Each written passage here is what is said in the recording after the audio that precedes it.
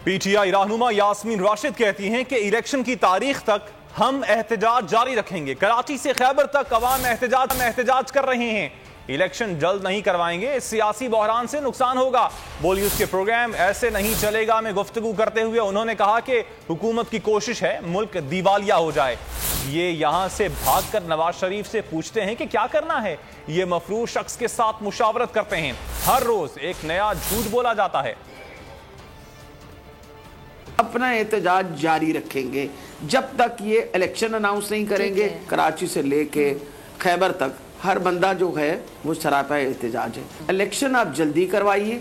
अगर आप इलेक्शन जल्दी नहीं कराएंगे तो जो इस वक्त आपकी ये जो सियासी बुरहान आया हुआ है इससे बहुत बड़ा नुकसान होगा। इनका पूरी कोशिश है कि मुल्क का दिवालिया हो जाए। जो बंदा प्राइम मिनिस्टर जिसको कहते हैं या क्राइम मिनिस्टर, वो भाग के दौड़ के जाके वलायत बैठ जाता है और वहाँ से वो इंस्ट्रक्शंस ले रहा होता है उस मफरूज से कि मैंने अब क्या करना है। हर रोज एक नई वो मंतक घड़ते हैं, जिस तरह आप खुद ही फरमा रही है, एक नया झूठ बोला जाता है। आप इनसे किसी अच्छे की उम्मीद ना रखें।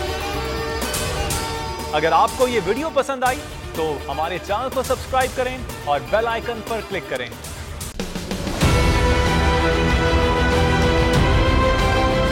बोल ने हमेशा हक और सदाकत का साथ दिया, सच के साथ खड़ा रहा।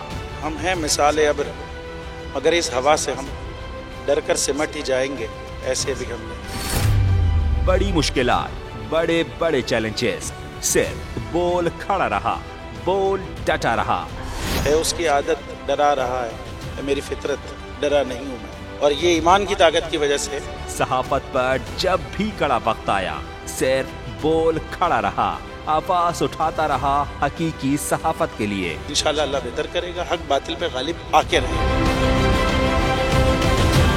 बोल को है जरूरत अवाम के दुआओं की।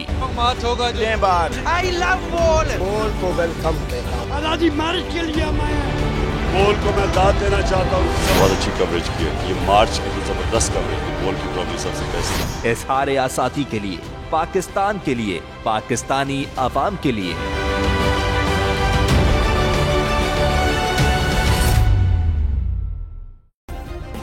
सब्सक्राइब करें और बेल दबाएं ताकि कोई खबर रह न जाए।